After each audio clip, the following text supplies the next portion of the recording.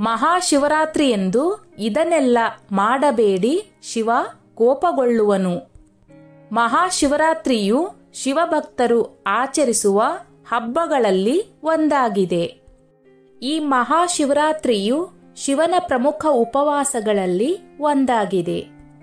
ಈ ದಿನ ಭಕ್ತರು ರಾತ್ರಿಯಿಡೀ ಜಾಗರಣೆ ಮಾಡಿ ಉಪವಾಸವಿದ್ದು ಶಿವನ ಕೃಪೆಗೆ ಪಾತ್ರರಾಗುತ್ತಾರೆ.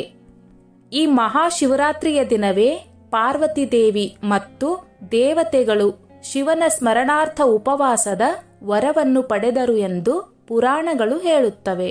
ಆದುದರಿಂದ ಈ ದಿನದಂದು ಶಿವನನ್ನು ಭಕ್ತಿಯಿಂದ ಪೂಜಿಸಿದರೆ ಶಿವನು ಭಕ್ತರ ಎಲ್ಲಾ ಬೇಡಿಕೆಗಳನ್ನು ಪೂರೈಸುತ್ತಾನೆ ಎಂದು ನಂಬಲಾಗಿದೆ.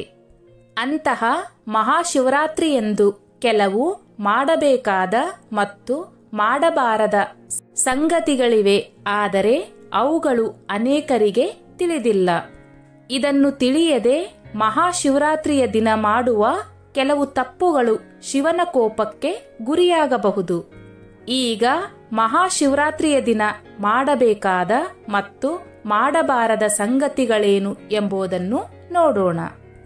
ಮಹಾಶಿವರಾತ್ರಿಯ ದಿನದಂದು ಮಾಡಬೇಕಾದ ಕೆಲಸಗಳು. 1. ಮಹಾಶಿವರಾತ್ರಿಯ ದಿನ ಬೆಳಗ್ಗೆ ಬೇಗ ಎದ್ದು ಸ್ನಾನ ಮಾಡಿ ಒಳ್ಳೆಯ ಮತ್ತು ಶುಭ್ರವಾದ ಬಟ್ಟೆಗಳನ್ನು ಧರಿಸಬೇಕು. ಸ್ವಚ್ಛವಾಗಿರಬೇಕು. ಶಿವನನ್ನು ಪೂಜಿಸುವ ಮೊದಲು ಗಣಪತಿಗೆ ಪೂಜೆಯನ್ನು ಸಲ್ಲಿಸಬೇಕು. ಏಕೆಂದರೆ ಪ್ರಥಮ ಪೂಜೆಯನ್ನು ಗಣಪತಿಗೆ ಮಾಡಬೇಕೆಂಬ ವಾಡಿಕೆಯಿದೆ. 2.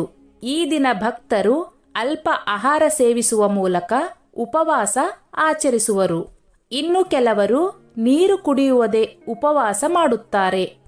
ಉಪವಾಸದ ಸಮಯದಲ್ಲಿ ಕೆಲವು ಆಹಾರಗಳನ್ನು ತಿನ್ನಲು ಅನುಮತಿಸಲಾಗಿದೆ. ಅದರಲ್ಲಿ ಹಾಲಿನ ಉತ್ಪನ್ನಗಳು, ಜೋಳ ಪಾಯಸ ಇತ್ಯಾದಿಗಳನ್ನು ತಿನ್ನಬಹುದು. ನೀವು ಹಣ್ಣುಗಳನ್ನು ಸಹ ತಿನ್ನಬಹುದು. ಆದರೆ ಇವೆಲ್ಲವನ್ನು ದಿನದಲ್ಲಿ ತಿನ್ನಬಹುದು.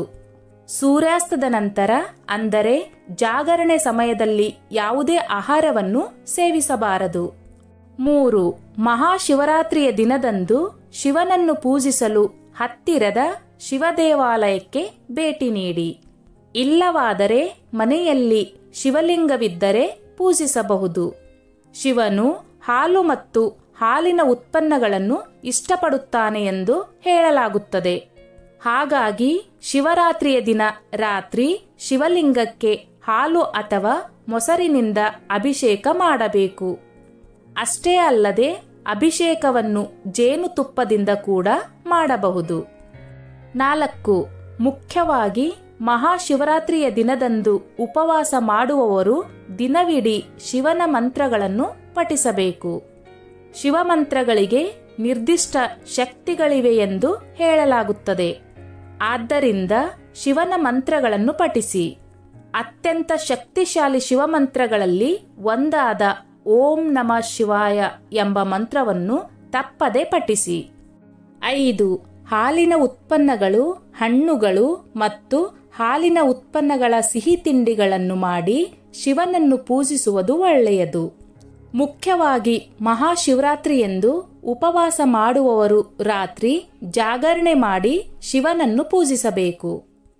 ಶಿವನ ಪೂಜೆ ಮಾಡುವಾಗ ಶಿವನಿಗೆ ಅಭಿಷೇಕ ಮಾಡಿ ಗಂಧ, ಚಂದನ, ಭಸ್ಮಲೇಪನೆ ಮಾಡಬೇಕು. ಮಹಾಶಿವರಾತ್ರಿಯೆಂದು ಮಾಡಬಾರದ ಕೆಲಸಗಳು. 1. ಮಹಾಶಿವರಾತ್ರಿಯ ದಿನ ಕಪ್ಪು ಬಟ್ಟೆ ಧರಿಸುವುದನ್ನು ತಪ್ಪಿಸಿ. ಏಕೆಂದರೆ ಶಿವನಿಗೆ ಕಪ್ಪು ಬಣ್ಣ ಇಷ್ಟವಿಲ್ಲ.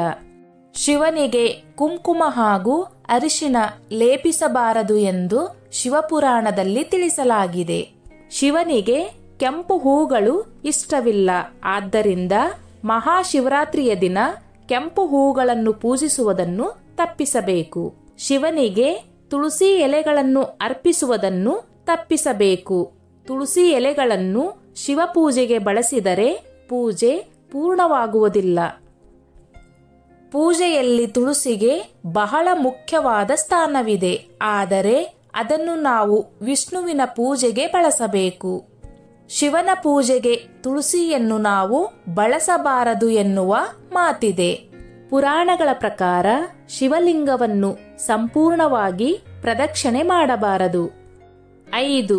ಶಿವನನ್ನು ಬಿಲ್ವಪತ್ರೆಯ ಎಲೆಗಳಿಂದ ಪೂಜಿಸಿದರೆ ಆ ಎಲೆಗಳಿಗೆ ಹಾನಿಯಾಗಿರಬಾರದು. ಹಾನಿಗೊಳಗಾದ ಎಲೆಗಳನ್ನು ದೇವತೆಗೆ ಇಡುವುದು ಅವಮಾನವೆಂದು ಪರಿಗಣಿಸಲಾಗುತ್ತದೆ. ಇನ್ನು ಶಿವರಾತ್ರಿಯ ದಿನ ಮದ್ಯ ಸೇವನೆ, ಮಾಂಸಾಹಾರ ಸೇವನೆಯನ್ನು ಮಾಡಬಾರದು. ಅನೇಕರು ಉಪವಾಸ ಆಚರಣೆಯನ್ನು ಮಾಡುತ್ತಾರೆ. ಮುಖ್ಯವಾದ ಸಂಗತಿ ಎಂದರೆ ಮಹಾಶಿವರಾತ್ರಿಯ ದಿನ ವಿಳಂಬವಾಗಿ ಪೂಜೆಯನ್ನು ಮಾಡಬಾರದು. ಕಂಚಿನ ಪಾತ್ರೆಯಲ್ಲಿ ಹಾಲನ್ನು ಶಿವನಿಗೆ ಅರ್ಪಿಸಬಾರದು. ಯಾವಾಗಲೂ ತಾಮ್ರದ ಪಾತ್ರೆಯಲ್ಲಿ ಅರ್ಪಿಸಬೇಕು. ಪೂಜೆಯ ವೇಳೆಯಲ್ಲಿ ಸ್ಟೀಲ್ ತಟ್ಟೆಯಲ್ಲಿ ಶಿವಲಿಂಗವನ್ನು ಇರಿಸಬಾರದು. ಶಿವರಾತ್ರಿಯ ದಿನ ಶಿವನಿಗೆ ನೀರನ್ನು ಅರ್ಪಿಸುವುದನ್ನು ತಪ್ಪಿಸುವುದು ಉತ್ತಮ. ಸ್ನೇಹಿತರೆ, ಈ ನನ್ನ ಮಾಹಿತಿ ನಿಮಗೆ ಇಷ್ಟವಾಗಿದ್ದಲ್ಲಿ ದಯವಿಟ್ಟು ಶೇರ್ ಮಾಡಿ, ಲೈಕ್ ಮಾಡಿ ಮತ್ತು ಸಬ್ಸ್ಕ್ರೈಬ್ ಮಾಡಿ.